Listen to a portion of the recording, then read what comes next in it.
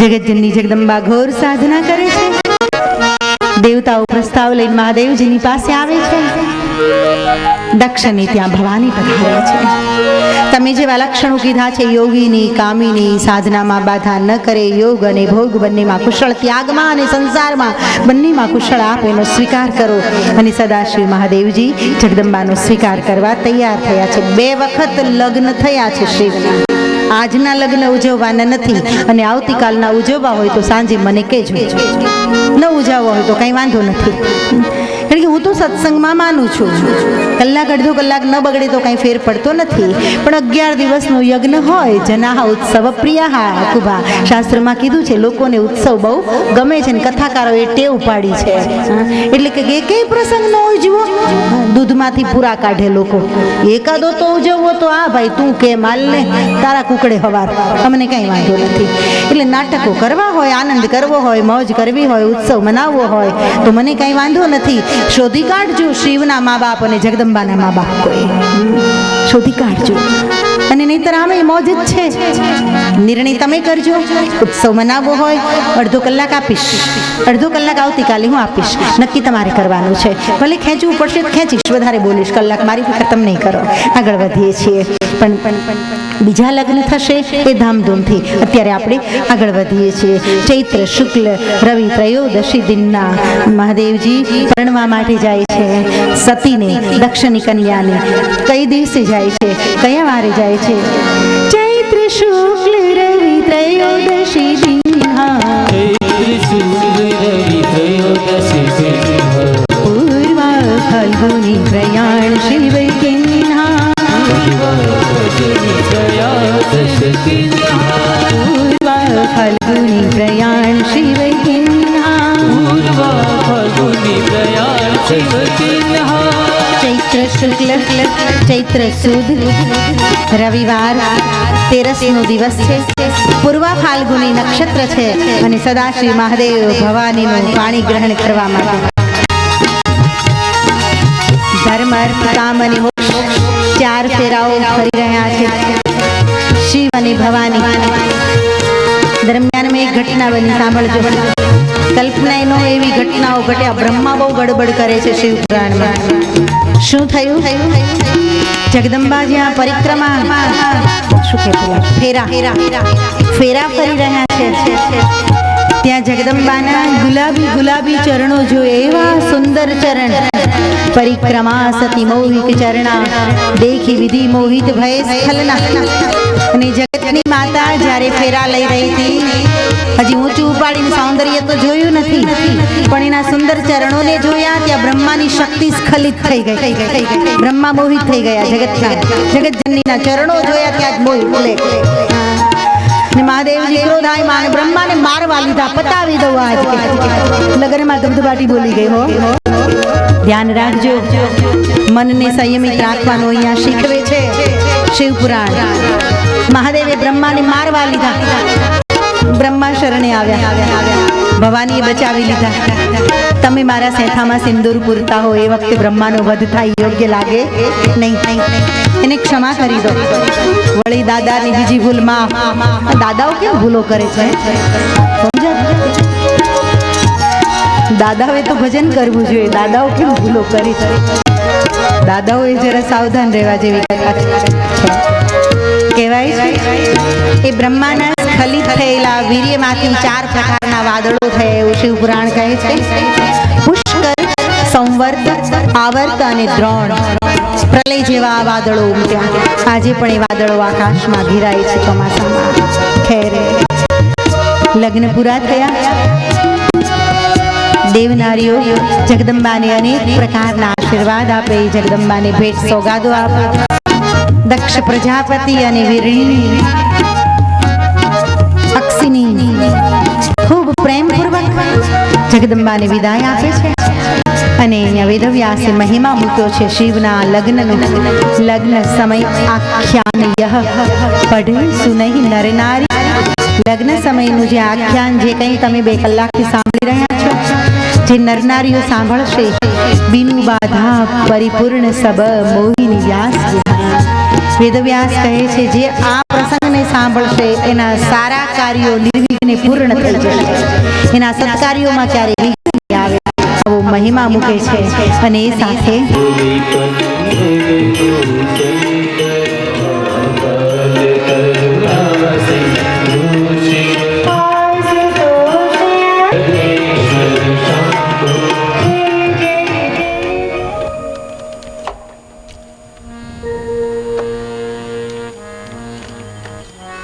વાલા ભક્તો,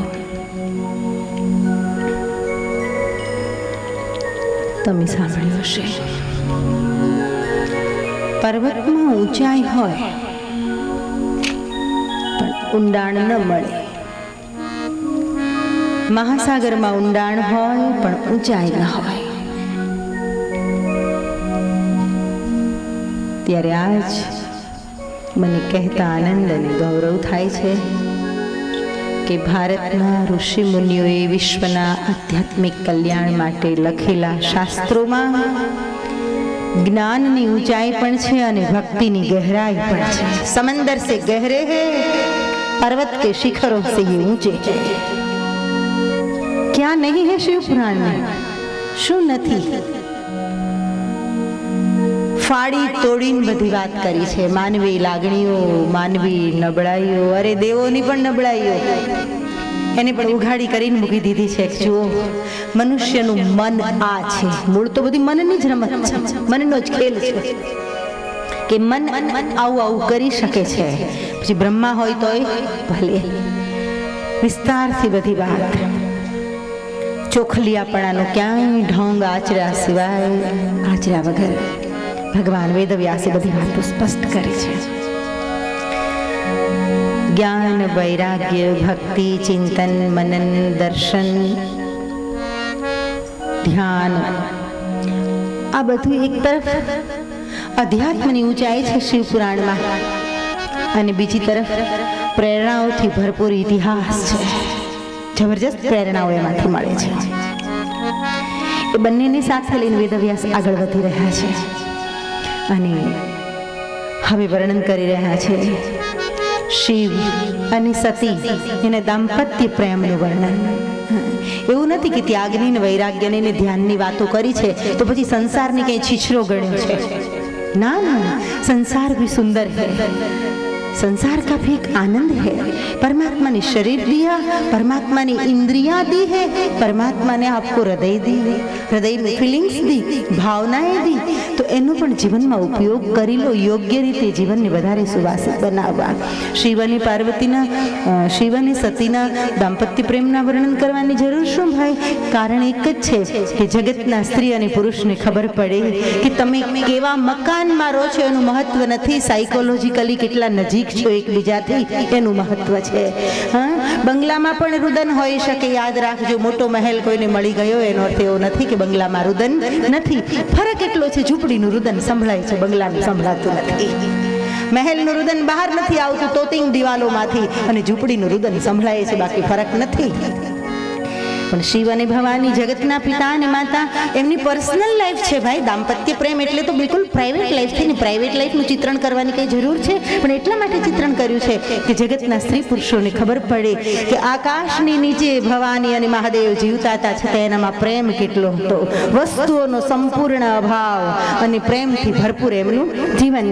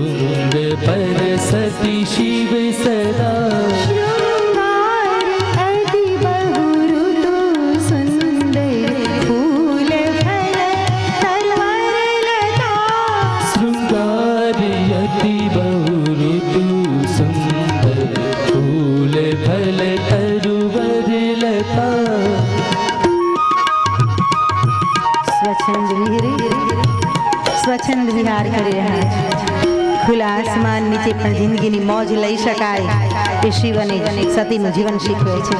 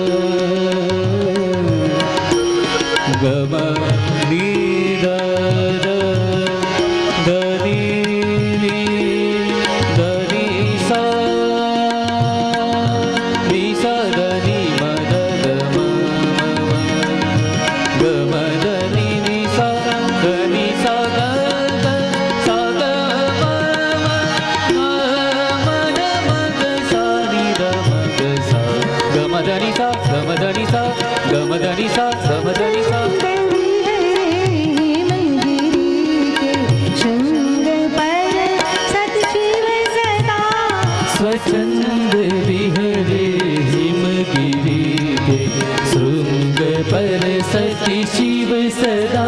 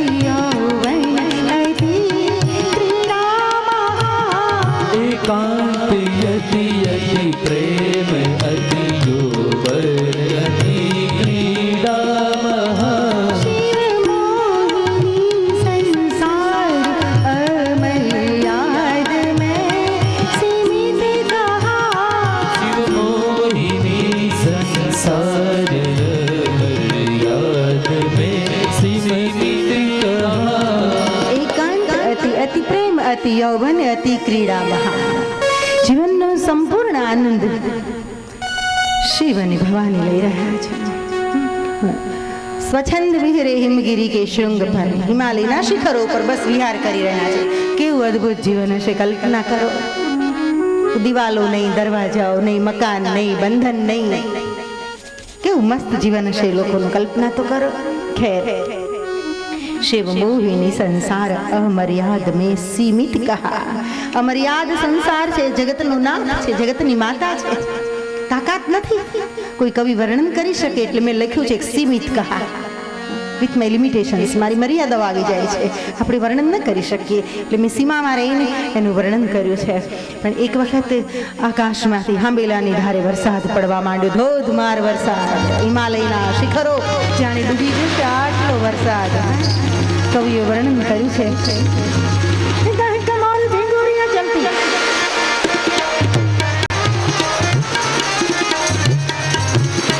चलती चलती बेटा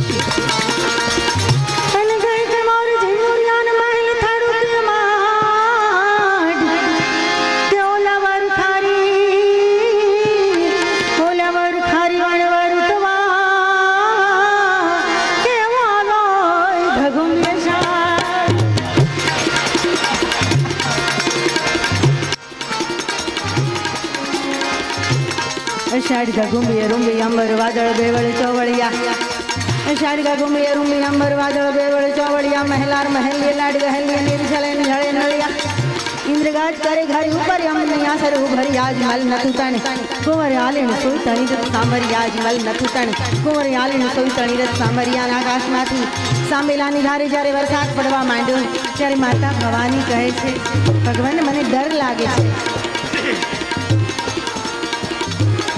કુદરતના અફાટ સ્વરૂપને જોઈને પ્રભુ મને ડર લાગે છે. ભગવાન મને એક ઘર બનાવી આપો, વરસાદ શાંત થાય, એક ઘર બનાવી આપો. ત્યારે સદાશિવ કહે છે, હે ભવાની, આપને ક્યાં રહેવું છે?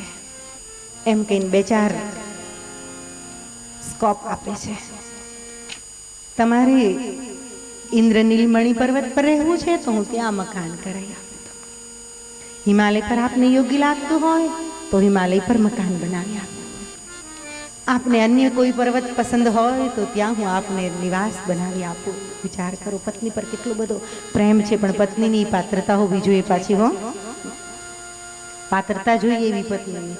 નહીં તો રાજની પત્ની એમ કે બધી એક એક કરી દો ને, કે એ તો ભવાની હતા, એ ભવાનીની મર્યાદા જાણતા હતા બધી. હે, બહાર ગૃહ નિર્માણ કરું પ્રભુ નિજ હિત. એટલું જ નહીં, પણ મહાદેવજી વર્ણન કરે છે જેટલા પર્વતોના નામ લીધા એને, કે એ પર્વત પર વાતાવરણ કેવું છે, ક્લાઇમેટ જેને કહેવામાં આવે છે. ક્લાઇમેટ એટલે ગરમી કેવી, ઠંડી કેવી, કેટલી ડિગ્રી સુધી ઠંડી પહોંચે, કેટલી ડિગ્રી સુધી ગરમી પહોંચે, ત્યાં પક્ષીઓ કેવા છે, ત્યાં દેવાંગનાઓ કેવી છે, ત્યાં પાણીની વ્યવસ્થા કેવી છે, આ બધું વર્ણન કરે. બહુ સરસ છે. બધું કહેવા બેસું તો આપણે 1 મહિનાનું શિવપુરાણ કરવું પડે, સમય નથી. પણ જ્યારે કહ્યું ગૃહ નિર્માણ કરું પ્રભુની જ હિત, બધા પર્વતોનું વર્ણન સાંભળી લીધા પછી કહે છે કે હિમાલય પર્વતની નજીક જ પ્રભુ આપણા માટે નિર્માણ કરાવો ને મકાન. ત્યારે મહાદેવજી વર્ણન કરે છે કે સ્થળ કેવું છે. બદલ સકતના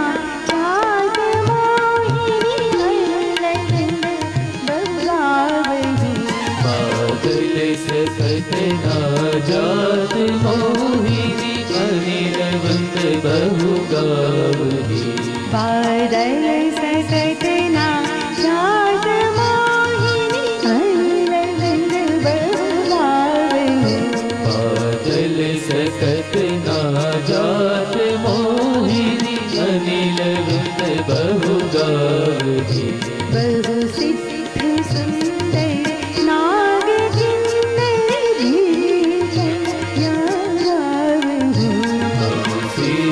सुंदर नाग किन्नर गिरी कन्या सहाय जी.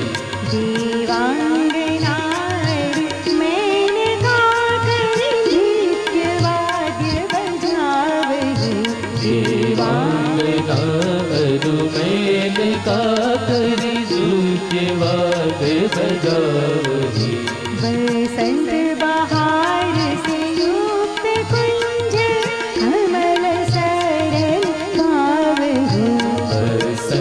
बहार से युक्त कुंज कमल कर लुभावही।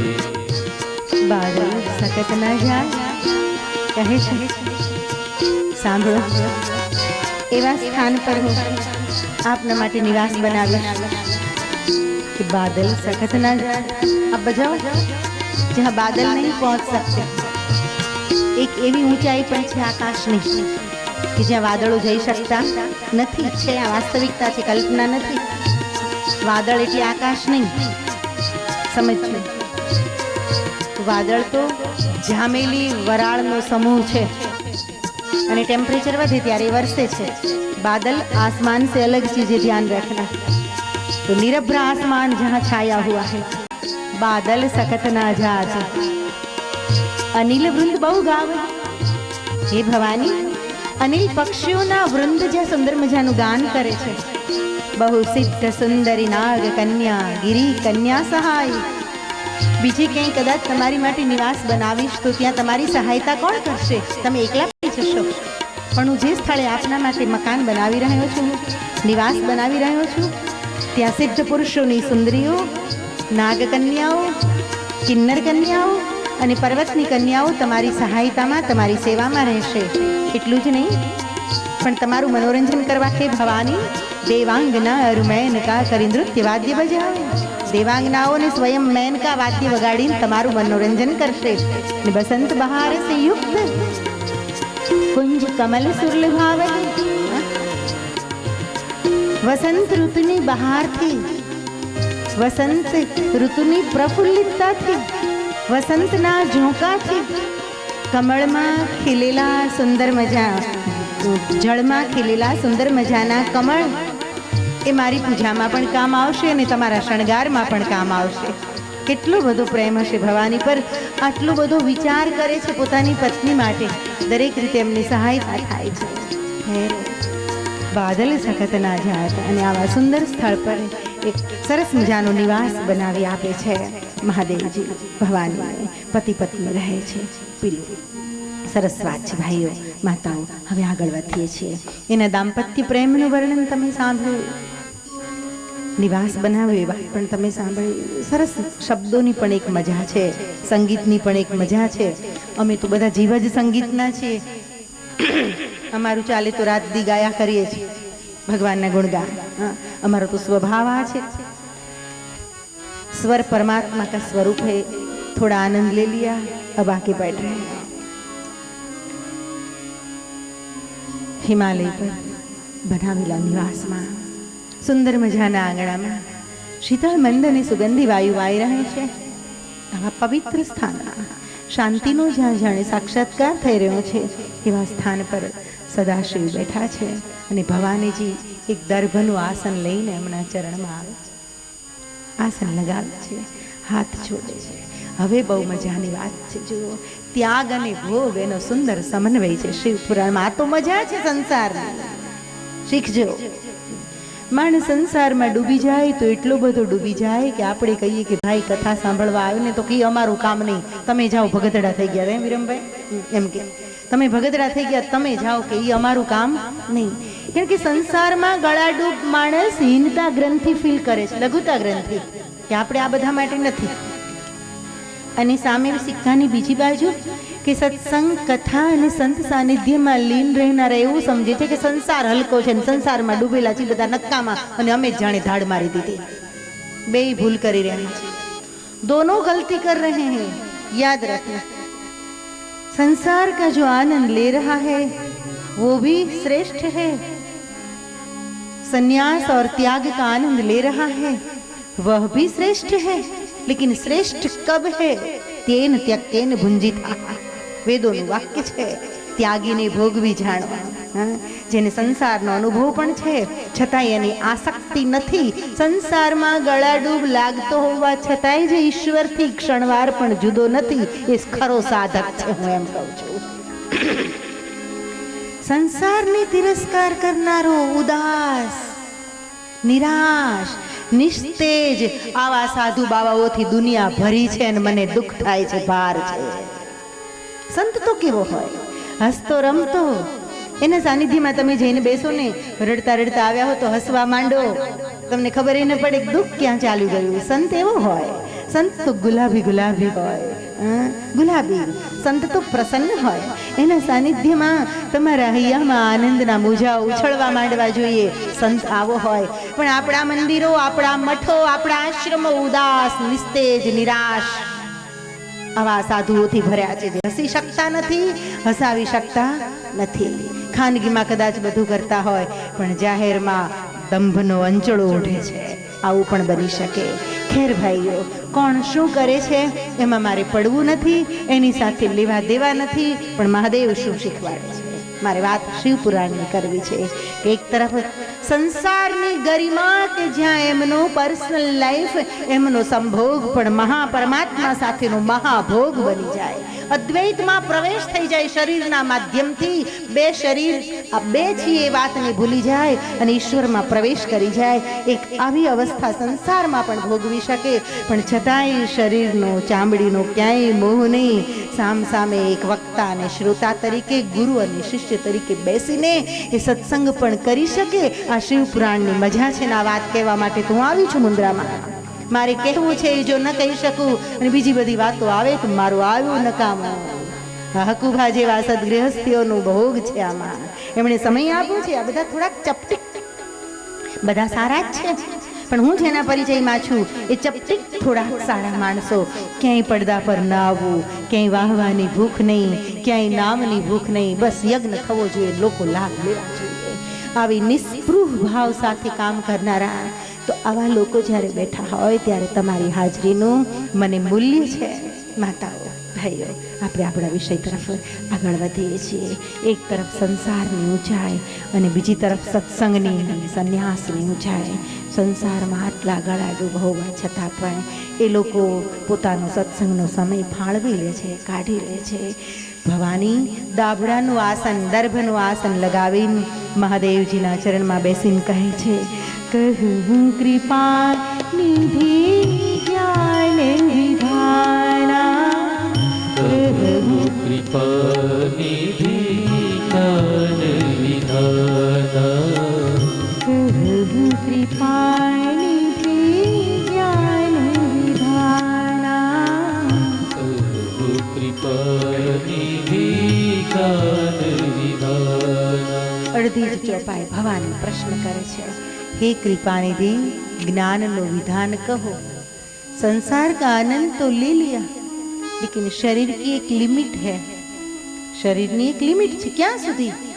શરીર તો થાકી જાય. ક્યાં સુધી? જ્યાં સુધી જ્ઞાન દીપક પ્રગટતો નથી ત્યાં સુધી ક્યાંક ભીતર અંધારું રહે છે. વિશ્વના કલ્યાણ માટે ભવાની પૂછી રહી છે, એને કંઈ જ્ઞાન સાથે જરૂર નથી. એને કંઈ જ્ઞાન નહીં, તો સ્વયં જ્ઞાન સ્વરૂપિણી છે, જ્ઞાનદાયિની છે, કુંડલીની રૂપા છે. પણ એ ભવાની સંસારના લોકોના કલ્યાણ માટે પ્રશ્ન કરી રહ્યા છે કે મહારાજ, કહું કૃપાનિધિ જ્ઞાન વિધાના, જ્ઞાનનું વિધાન કહો. એટલું જ નહીં, પણ મને સમજાવીને કહો ભક્તિનો મહિમા પણ. મોક્ષકારી શિવ વિનતી માના. પ્રશ્નકર્તાના પ્રશ્નમાં જો ભક્તિ ભાવ અને સમગ્રતા હોય તો સાક્ષાત મહાદેવ પણ જવાબ આપવા માટે મજબૂર થઈ જાય. પણ તમારો પ્રશ્ન જિજ્ઞાસામાંથી અથવા બ્રહ્મ જિજ્ઞાસામાંથી જન્મેલો હોવો જોઈએ.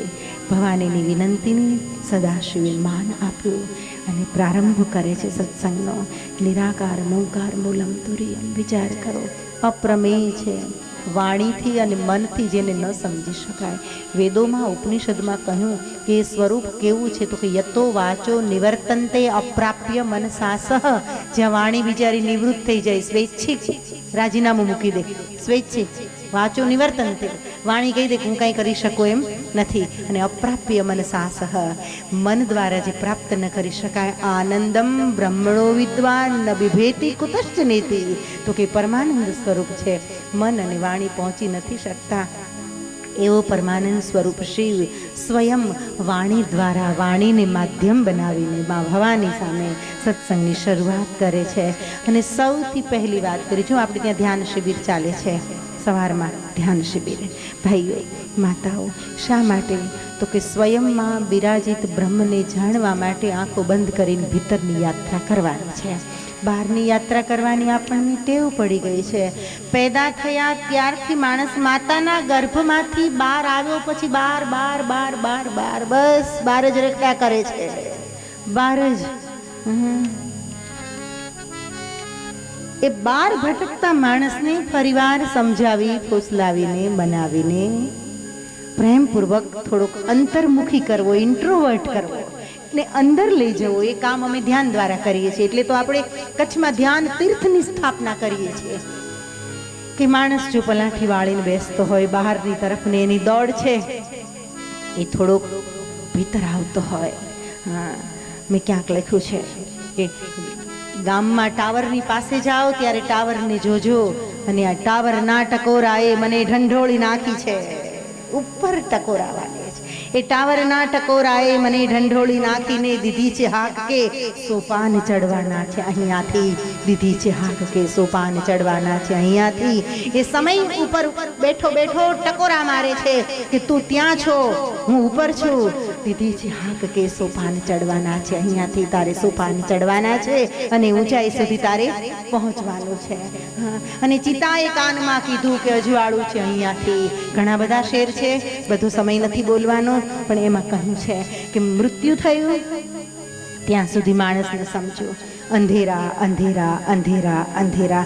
માના ગર્ભથી અંધારાનો અભ્યાસ માણસને એવો થઈ ગયો છે. યુવાનો, માતાઓ, ભાઈઓ, જિજ્ઞાસુઓ, પહેલી વાર આવ્યા હોય આજે તોય ભલે, અને રોજ આવતા હો તોય ભલે, ને બપોરે ન આવવાના હો તોય વાંધો નથી. હવે સાંભળી લેજો. માતાના ગર્ભના અંધકારમાં 9 મહિના સુધી જીવ રહ્યો ત્યારે અંધારાનો એવો અભ્યાસ થઈ ગયો છે કે આખું જીવન અંધકારમાં પસાર થઈ ગયું અને ચિતાનું અજવાળું છેલ્લે થયું ત્યારે આપણને ઘડીક વાર સ્મશાન વૈરાગ્ય આવ્યો. રામ બોલો ભાઈ રામ. ડોસીમાને બાળવા ગયા ત્યારે ભાન થયું કે બસ આ જ છે. ચિતાએ કાનમાં કીધું કે અજવાળું છે અહીંયાથી. હજી સમજી જા, હજી સમજી જા. તારા અંતરમાં થાય તો પ્રકાશ કરી લે. તો માતાઓ, ભાઈઓ, અહીંયા વાત મારે એ કરવી છે કે માણસ શરીરને જાણે છે, ઇન્દ્રિયોને જાણે છે, દુનિયામાં ન જાણવા જેવું જ લગભગ જાણે છે. જેટલી માહિતી ભેગી કરી છે એ મોક્ષના માર્ગમાં લગભગ કામની નથી. લગભગ કામની નથી. દુનિયાદારીમાં, ધંધામાં, સાચા ખોટામાં બધું કામનું હશે, પણ મોક્ષના માર્ગમાં એ બધી માહિતી ખોખલી પુરવાર થાય છે. અને બ્રહ્મને જે જાણવાનું છે એ રહી જ જાય છે. બ્રહ્મ તત્વને જાણવાનું રહી જાય છે. ત્યારે સદાશ્રી મહાદેવ ભવાનીને ઉપદેશ આપતા શરૂઆતમાં સૌથી પહેલાં બ્રહ્મ શબ્દનો પ્રયોગ કરે છે અને કહે છે, સાંભળો હે ભવાની, બ્રહ્મ તત્વ કા મેં હું દાસા.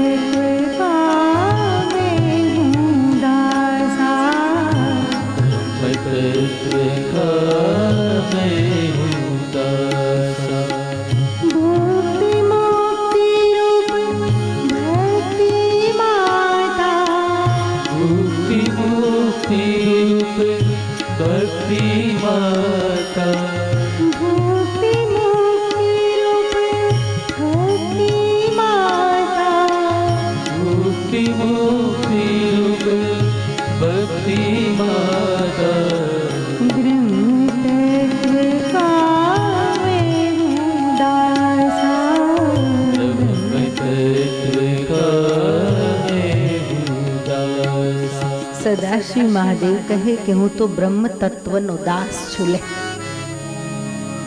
જે સ્વયં બ્રહ્મ છે એમ કહે કે જે સાધકે બ્રહ્મ તત્વને જાણી લીધું છે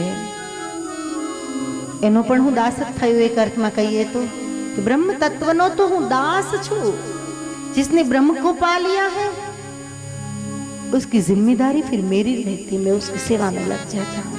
कि मारे माताओने केवुं छे, भाईओने केवुं छे, मात्र कथामां नहीं अटकी जता, मात्र ताली टपाकामां नहीं रही जता, मात्र संगीतमां नहीं रही जता, એ બ્રહ્મને જાણવાનો પ્રયાસ કરજો. આંખ બંધ કરીને ભીતર ઉતરશો.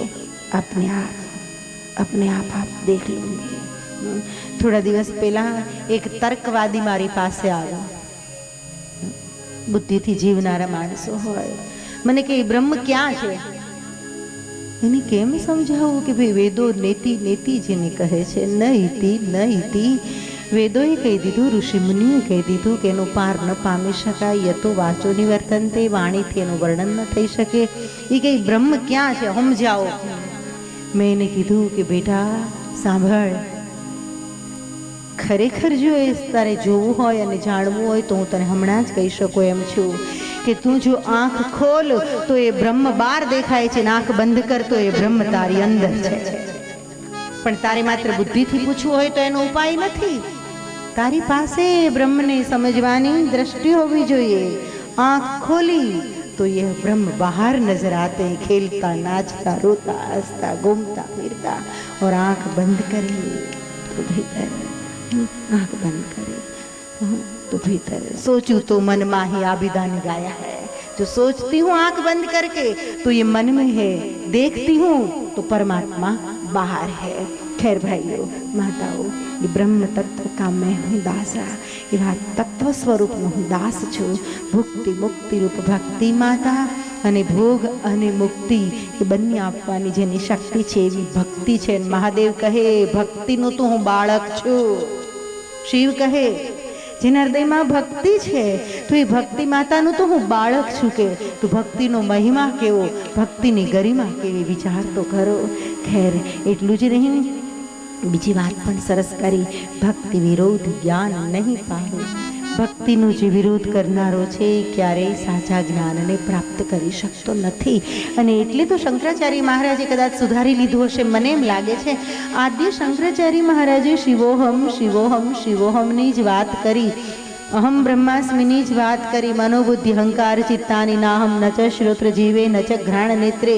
હું કે મન નથી, બુદ્ધ નથી, બુદ્ધિ નથી, હું અહંકાર નથી, હું વાણી નથી, હું કર્ણ નથી, હું નાક નથી, હું કશું જ નથી, માત્ર શિવ છું. અને આ બધું જ લખ્યા પછી અરે આખા ભારતમાં અદ્વૈતવાદનો ડંકો 9 વર્ષની ઉંમરે તો જે શંકરાચાર્ય મહારાજ સારા સારા ધુરંધરોને હંફાવતા હતા, આવા શંકરાચાર્ય મહારાજને થયું કે ભક્તિ વગર તો કંઈક અધૂરું છે.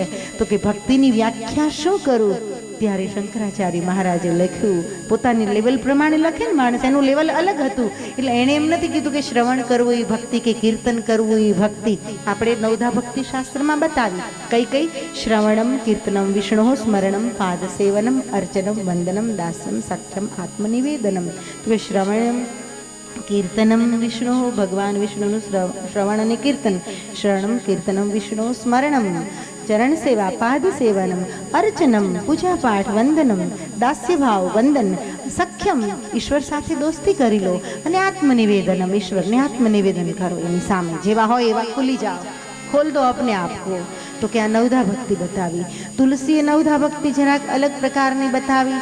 प्रथम भक्ति संतन कर संगा, दूसरी रति मम कथा प्रसंगा, गुरुपद पंकज सेवा, तीसरी भक्ति अमान, चौथी भक्ति मम गुणगन करे कपट तज गान, मंत्र जाप मम दृढ़ विश्वासा, पंचम भजन सुवेद प्रकाशा, छठदम शील बिरति बहु कर्मा, निरत निरंतर सज्जन धर्मा, सातम सम मोहिमय जग देखा, मोते संत अधिक कर लेखा, आठम जथा लाभ संतोषा, सपने नहीं देखे पर दोषा, नवम सरल सब सन चल हीना, ने मम भरोसे ही हर्षन दीना, नवम जिनमें एक ही होई, नारी पुरुष सचराचर कोई, सोई अतिशय प्रिय भामिनी मोरे, અને સકલ પ્રકાર ભક્તિ દ્રઢ તોરે. તુલસીદાસજી નવધા ભક્તિ જરાક અલગ પ્રકારથી બતાવી છે. પણ શંકરાચાર્ય મહારાજે આ જીવન શિવોહમ, હું શિવ છું, હું શિવ છું, એની જ વાત કરી.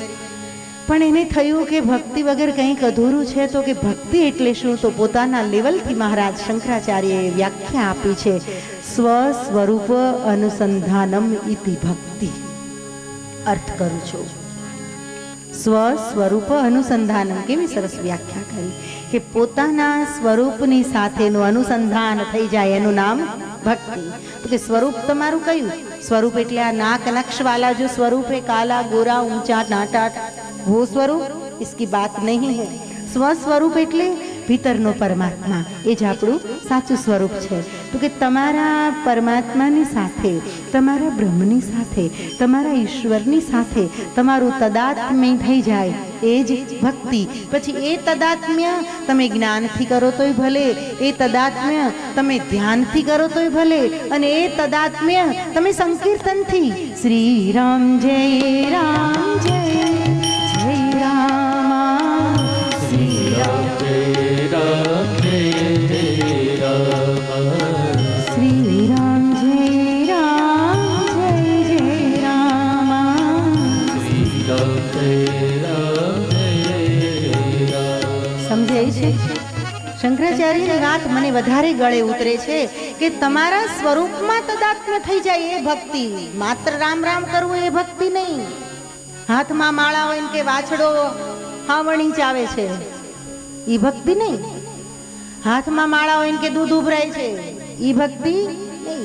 હાથમાં માળા હોય ને કે છોકરું રોવે દોરી તાણો ના, તો છોકરું રડતું હોય, હાથમાં માળા હોય અને રાડા રાડી કરો કે દોરી તાણો તો ભક્તિ નહીં. માળા મૂકીને દોરી તાણીને છોકરાને છાનું રાખો તો ભક્તિ. શ્રી રામ જય રામ જય જય રામ શ્રી રામ જય રામ જય જય રામ શ્રી રામ જય રામ જય જય રામ શ્રી રામ જય રામ જય જય રામ. તો સમજાય છે? શ્રવણ કથામાં બેઠા હો અને સાંભળતા સાંભળતા તમારું ચિત્ત ક્યાંક ભટકતું હોય ને અહીંયા બહુ ડાયા ડમરા ભગતડા લાગતા હો તો એ ભક્તિ નહીં. પણ શ્રવણ કરતા કરતા એ શિવની સાથે તદાત્મ્ય થઈ જાય, જેવું જનક મહારાજનું થયું. શ્રવણ માત્ર એને જ્ઞાનમ, અરે એને માત્ર સાંભળતા સાંભળતા જ્ઞાન લાગી ગયું. જનક વિદેહીને કંઈ કરવું જ નથી પડ્યું. અષ્ટાવક્ર કી ભાષા મેં ऐसी कोई क्षमता थी, ऐसी ओजस्विता थी. अष्टावक्र को सुनते सुनते सुनते जनक को समाधि लग गई. અને આવા શ્રોતા બેઠા હોય ત્યારે બોલવાનું મન થાય. સાંભળજો, ક્યારેક તો એટલું બધું ખોખલું લાગે છે. હું સાચું કહું છું વિરમભાઈ, આ કથાઓમાં અને ટોળાઓને હું જોઉં છું બેટા, ક્યારેક તો એટલું બધું ખોખલું લાગે છે કેમ થાય બોલવાનું બંધ કરી દેવું. જરૂર નથી આ લોકો સામે બોલવાની. ક્યારેક એવા એવા લોકો આવી જાય છે એમાં એમ થઈ જાય. એવું કહેવાય છે બુદ્ધના શિષ્ય બોધિસત્વ, એને પણ આવું ખોખલું દેખાણું, અંધારું દેખાણું, ચારે કોની સામે બોલવું. બોધિસત્વ ચીનમાં જઈને દિવાલ સામે બેસી ગયા. નહીં બોલના હે ઘોષણા કરી. સાંભળજો, શ્રોતા કેવો હોવો જોઈએ. તમારું શ્રવણ ભક્તિની ઊંચાઈ ક્યારે પ્રાપ્ત કરે જરાક ધ્યાન આપજો. મારે તમને આવા બનાવવા છે એટલે બોલું છું. ઓમકાર ધામ થાય ન થાય ઠીક છે, જવા દો. હકુભાઈ કહેતા નહીં, કોઈને ના કહું છું આજ હું, કોઈને નહીં કહેતા.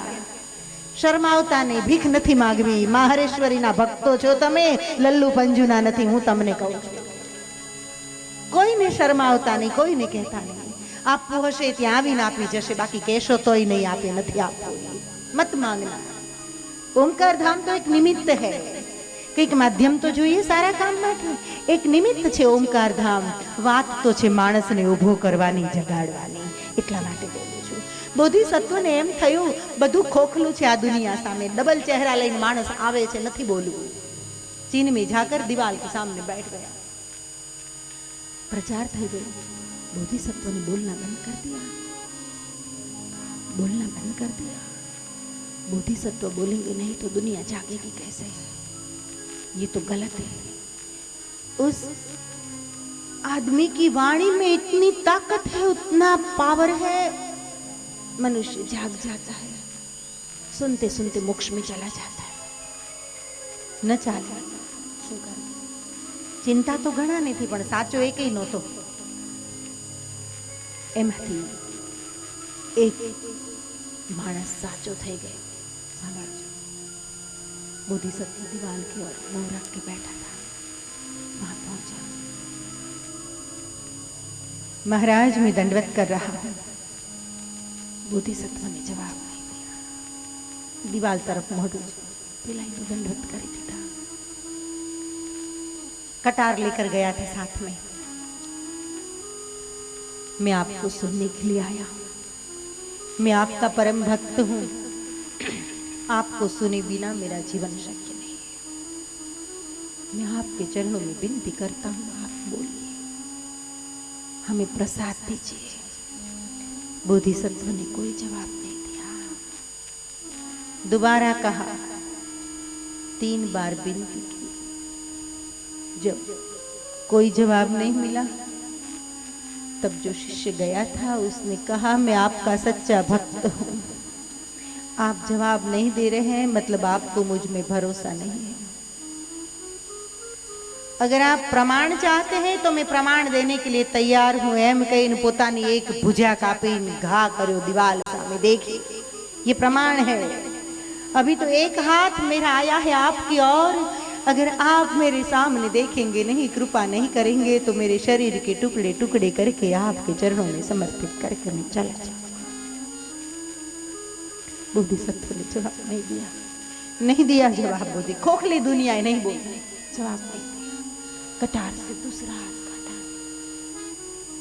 लीजिए महाराज दूसरा प्रमाण। देखा बोधिसत्व ने दीवार पर खून के छींचे, फिर भी जवाब नहीं दिया। जो साधक गया था उसने कहा, महाराज पूरी तरह से मेरा अहंकार मैंने आपके चरणों में समर्पित कर दिया है। समर्पण शब्द लोको बोले છે, મારું સમર્પણ, સમર્પણ શબ્દનો અર્થ સમજો। Surrender, total surrender, unconditional surrender is not easy. એટલું આસાન નથી જેટલું બોલવાનું આસાન છે। ઘણા આવ્યા છે મારી પાસે સમર્પણની વાતો કરતા કરતા, ને એક જ રાડ પાડું ત્યાં હાલતા થઈ ગયા છે। એક જ રાડ સહન ન થાય। समर्पण बोलવું બહુ સહેલું છે, સમર્પણ કરવું બહુ અઘરું છે। ભક્ત ने कहा, महाराज अब मेरा पैर काटने के लिए मैं जा रहा हूं, अब दोनों पैर आपको अर्पण करूंगा। इतनी पीड़ा सहन करने की मुझ में क्षमता है, और दोनों पैर अर्पण करने के बावजूद भी अगर आप मेरे साथ बोलेंगे नहीं, मुझे उपदेश नहीं करेंगे, तो अंत में मेरा मस्तक आपके चरणों में काट कर धर के चला जाऊंगा। बोधिसत्व को हुआ अब जो देर कर दी गलती हो जाएगी। इतनी बड़ी गलती, इतना कठोर क्रूर कोई संत नहीं बन सकता। અને બોધિસત્વએ તરત મોઢું ફેરવ્યું, હાથ પકડી લીધો, કટાર પકડી લીધી, કહે तेरे लिए बोलने के लिए मैं तैयार हूं। અને કહેવાય છે કે શિષ્યને એકલાને 5 વર્ષ સુધી બોધિસત્વએ બોધ આપ્યો। 5 વર્ષ સુધી બુદ્ધનો શિષ્ય બોધિસત્વ જે ભારતમાંથી બૌદ્ધ ધર્મના બીજ લઈને ચીન, જાપાન, કોરિયા, તિબેટ અનેક દેશોમાં પ્રચાર અને પ્રસાર જેણે કર્યો, એ બોધિસત્વએ એકલાએ એક જ માણસની સામે બેસીને 5 વર્ષ સુધી એને બોધ આપ્યો। વિચાર કરો, પણ હું એમ ખાતરી આપી શકું કે એક માણસમાં લાખો માણસોનું દર્શન થાય એટલી ક્ષમતા હશે, એટલી ભક્તિ હશે। ખોખલું છે બધું। શીખજો માતાઓ, આપણે કથામાં જઈએ છીએ, શું કરીએ છીએ? કથામાં ભરત ગૂંથણ કરીએ, કથામાં ગુવાર ને ચોળી ને વીણવા માટે લઈ જઈએ, કથામાં વાતો કરીએ, કથામાં છોકરાઓને ફુગા અપાવીએ, ફુગા પાછા ચાલુ કથામાં ફૂટતા હોય, અવાજ થતો હોય, વાતો કરતા હોઈએ, બહેનપણીની સામે ધ્યાન હોય, માં બિચારી બોલ્યા કરતી હોય, બહેનપણીની સામે ધ્યાન હોય છે તમારી સમગ્રતા। બોધિસત્વની જેમ દિવાલ તરફ મોઢું કરીને હું બેસી જાઓ તો એ જમાનામાં તો એક પણ મળ્યો મને નથી લાગતું આજે એકેય માણસ મારી પાસે આવે। જમાના બદલ ગયા है। મારી કરુણાને મેં થોડીક વધારે પ્રવાહિત કરી છે, થોડીક વધારે। माँ होना नारी का स्वभाव है, दया, प्रेम, सरलता है। गमे तेवा छोकरा होय तो ए साचवी ले, आ मानो स्वभाव। હું એમ નથી કહેતી તમે ખરાબ છો, પણ હું એટલું ચોક્કસ કહું છું તમે અધૂરા છો, એટલું ચોક્કસ કહું છું। દેવી ભાગવત કર્યું, હવે શિવ પુરાણ કર્યું, હવા ન ભરાઈ જાય ध्यान રાખજો। ભૂલ કરો છો, અધૂરા છો, ઘણી સાધના બાકી છે। અને તમને એકલે નથી કહેતી, આવું બધી સભાઓમાં કહું છું। જેનો અહંકાર ટકરાય છે, માણસ ચાલ્યો જાય છે, જેની મતિ પરિવર્તિત થઈ જાય